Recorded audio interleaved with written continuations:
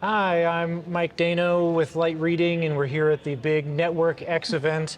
And as you can tell, we are cheers. We are having drinks. It's the end of the day. Our drinks have come out, and so now it's time to let loose and Relax a chill little. out a little bit. Exactly. So I'm here with Stephanie from AT&T, and we're going to talk all things network API. That's been a big topic. That's my jam. Yep. and you're the person that's your thing. Yeah. So I was hoping you could talk. So you had a presentation earlier this afternoon, and you talked about some of the network APIs that AT&T has, and there's 4 of them now. Is that right? Yes. So we launched our Network API Accelerator program at Mobile World Congress in Barcelona back in February.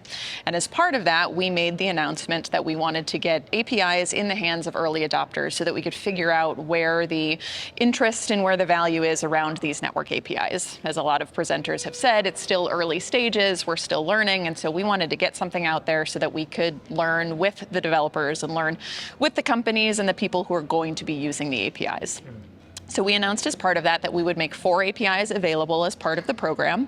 This is a pre-commercial, limited test type opportunity, but it gives us the opportunity to sit down with the developers to figure out what works, what doesn't, so we can take that information back and inform our go-to-market strategy ultimately. And so the 4 APIs that we have, 2 of them follow Kamara specifications. So we have device status and we have SIM swap. Device status, again, is very simply, is this device on the network? Is this device roaming? Yes or no. SIM swap, again, very simply to say, has the SIM recently been swapped in this device? So both of them have a broad array of applications across different potential use cases. Device status we see a lot for Internet of Things. We see for drone type deployment, so you know when a drone is flying in a certain area if it has network connectivity or not. SIM swap is great, again, for anti-fraud and fraud prevention type of authentication opportunities or fraud detection opportunities. The other 2 APIs that we announced are what we call AT&T proprietary type APIs because they don't follow any industry standards at this time because there just aren't industry standards for these types of APIs yet. Certainly we see other operators pursuing this type of idea, but these are something that we wanted to get out there because we've seen the demand. So the first one is our Network Insights API, which at this point is a way to look at and get information about the RAN performance. So again, it's something that we know at a cell site level that we can share about RAN performance that application developers don't have reliable visibility into. And we think that this provides value for all sorts of connectivity-related use cases, thinking about things like autonomous route planning, again, going back to drones, going back to connected cars, all of that could use that Network Insights API. The other API that we have is our mobile threat and anomaly detection. And this was originally started as an opportunity to look at a captive set of Internet of Things devices. So again, think about if you're a city planner and you have a number of AT&T SIMs across a wide variety of connected devices, and you want a way to look at that landscape to understand which ones are performing as expected and if anything weird's starting to happen. So this mobile threat and anomaly detection API detects over 13 different types of anomalous behaviors. So if a device starts moving and it's not supposed to be moving, you can investigate that. If a device starts to download a ridiculous amount of data that it's not supposed to be doing, you can investigate that. And so all of those different anomaly types can be flagged, provided back to your application provider or developer in that instance, so that they can go and take appropriate action based on those alerts. Super interesting. Yeah. Okay, so I would assume some of those APIs are relatively new, given that the Kamara standards are also relatively new. Yeah. Okay. Have you? It sounds like these are officially available. So how have you sold any of them? Yeah. And what is the business model around them like? Is there a lot of demand for them? How are you pricing those? And I think the question really is like, what is the opportunity here in terms of revenues? Right. So at this point, these are not formally commercially available. These are part of our accelerator program, which is our test program.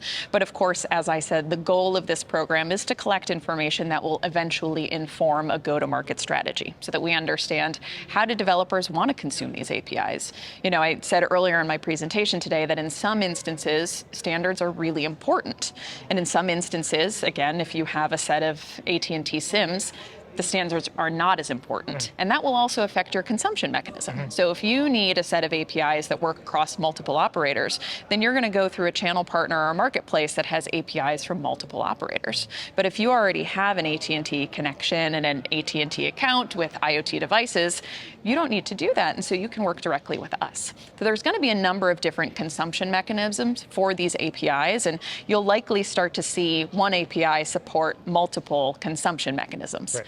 Which then means that one API could then support multiple business models and multiple pricing models and multiple go-to-market models, again, depending on the use case, the vertical, the way all this comes together.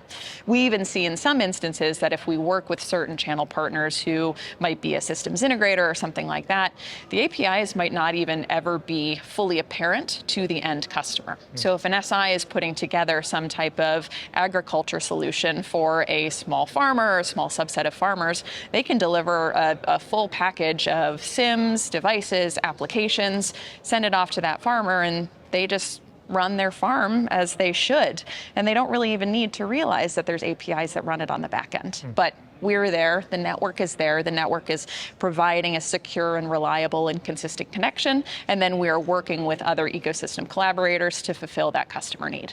And are you working, the last question, that's very interesting stuff. The last question is, are you working with some of the other operators in the US to, I know that they're sort of in their early stages of releasing these as well, and like you said, the Kamara specifications means that a developer could develop to whatever network there is. So a little bit of coordination among all those other operators in the US? So for all of those use cases, it's critical that operators come together, not just in the US, but also internationally, because a lot of our customers, even large enterprises that are based in America, are multinational corporations, and so they need to serve their customers in multiple jurisdictions. And so this is where we work very closely with the standards bodies organizations. We work very closely with GSMA, TM Forum, MEF, Kamara, all of them to help facilitate these conversations and make sure that we are engaging with other operators in a way that ultimately serves the best interest of the industry and the best interests of our customers. There you go. Well, thanks so much for joining us today. Absolutely. Let's go get some more drinks. All right. Okay. Still got a bit left. Okay.